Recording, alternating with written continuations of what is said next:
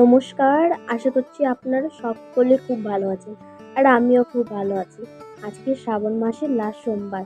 প্রতিটা শ্রাবণ মাসের সোমবারে আমরা কিন্তু পুজো করে থাকি, তাই না? কিন্তু কম বেশি সবারই হয়তো বাড়ির পাশে একটু মন্দির রয়েছে, সেখানে একটু করে একটু পুজো করে হয়ে গেল। হয়তো আর সেরকমভাবে কারোরই সময় হয়ে ওঠে না যে একটু বাইরে কোথাও যাও পুজো করতে। সেই কারণে আমাদেরও সময় হয়ে ওঠেনি। তবে আজকে আর নয়, 4টা সোমবার আমরা বাড়িতে পুজো করেছি। আজকে যাচ্ছি আমাদের পুরুলিয়ার সামনে, মানে আমার বাড়ির সামনে একটা শিব মন্দির। অনেক অনেক মন্দির আছে, কিন্তু সময়ের অভাবে আর কারণের জন্য যাওয়া হয় না। তাই আজ আমরা এসেছি চাবিপিড়ি বলে একটা মন্দির আছে সেখানে। এটিকে সবাই চাবিপিড়ি বাগান বলেও চেনে। দিদিরাই যেহেতু আমার সঙ্গী, তাই দিদিদের সাথেই এসেছি। আর কিছুটা হেঁটে গেলেই সামনেই মন্দির। এই মন্দিরটাতে ছোটবেলাতে খুব আসতাম শ্রাবণ মাসে পুজো করার জন্য, কিন্তু জানি না কেন বড় হওয়ার পর থেকে আর আসাই হয় না।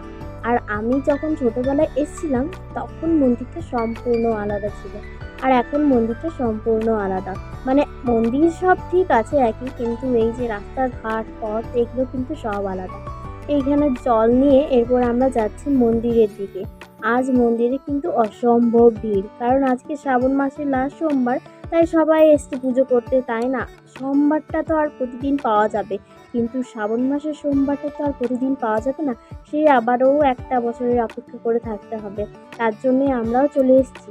আগে যখন আমি ছোটবেলায় আসতাম, এই যে পুকুরটা দেখছো, এই পুকুরটাতে এত মাছ থাকতো, কিন্তু এখন আমি একটাও মাছ দেখতে পাচ্ছি না। জানি না মাছ আছে কি না, তবে এত সুন্দর লাগতো মাছগুলো, একদম পুরো পুকুরের জল সমান সমান, মাছ সমান সমান। ছোটবেলায় যখন আসতাম তখন খুব মাছগুলোকে প্রসাদ খাওয়াতাম নকুনদালা। চারিদিরি বাগান মন্দিরটা যিনি পূজা করেন, তিনি হচ্ছেন আমার এক বৌদির বাবা। তাহলে আমাদের সম্পর্ক কিন্তু খুব কাছাকাছি। তাই কিছুক্ষণ লাইন দেওয়ার পর ভেতরে দেখলাম না, ওই ভাই আমাদেরকে ডাকছে যে চলে আয়।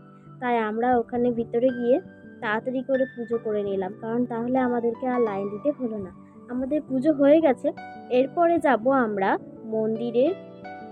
ঢোকার সময় যে মন্দির দুটো ছিল যেখানে পুজো করছিল, ওখানেই শুনছি নাকি নারকেল ফাটাতে হবে। তো ওই কারণে এখানেই নারকেলটা ফাটিয়ে নিয়ে আমরা যাব শিবের মাথায় নারকেলের জল দিতে। এই যে যেখানেই শিব মন্দির সেখানেই গরু মাতা। এরপর আমরা নারকেলের জলটা নিয়ে চলে যাচ্ছি, কারণ শিবের কাছে কোনো পাথর নেই নারকেলটা ফাটানোর জন্য। ওই কারণে নারকেলটা ওখানে ফাটিয়ে আর ঘটিটাতে করে একটু নারকেলের জল নিয়ে শিবের মাথায় ঢালবো বলে এলাম। কারণ মন্দিরটা তো ছোট, সেখানে আবার একটা জায়গা রেখে সবাই ঝামেলা হয়ে যাবে, ওই কারণে মন্দিরটা বেশ আজকে ভিড় ছিল। তারপরে আর কি ধূপগুলো জ্বালিয়ে নিয়ে মন্দিরের 3 পাক ঘুরে আমাদের পুজো সম্পূর্ণ করবো। আমাদের পুজো হয়ে গেছে।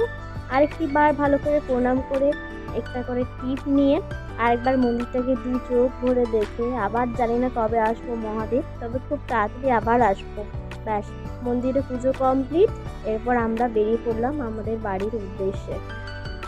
চলো গাইস, আমাদের পূজা কমপ্লিট, এরপর আমরা বাড়ি যাচ্ছি।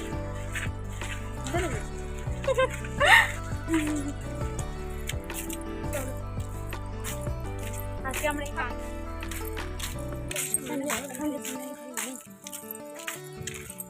বাড়ি থেকে আমরা এক দাদা টোটোতে এসেছিলাম, তাই দাদাকে বললাম একটু দাঁড়িয়ে যাও, তাহলে আমরা পুজো করে আবার একসাথেই বাড়ি ফিরবো। তো কথা মতো দাদাও দাঁড়িয়ে গেছিলো। ব্যাস, আমাদেরও পুজোটা কিন্তু খুব তাড়াতাড়ি হয়ে গেল। তো চলো এখন বাড়ি ফিরি। ব্লগটা আজকে এখানেই শেষ করছি। সবাই ভালো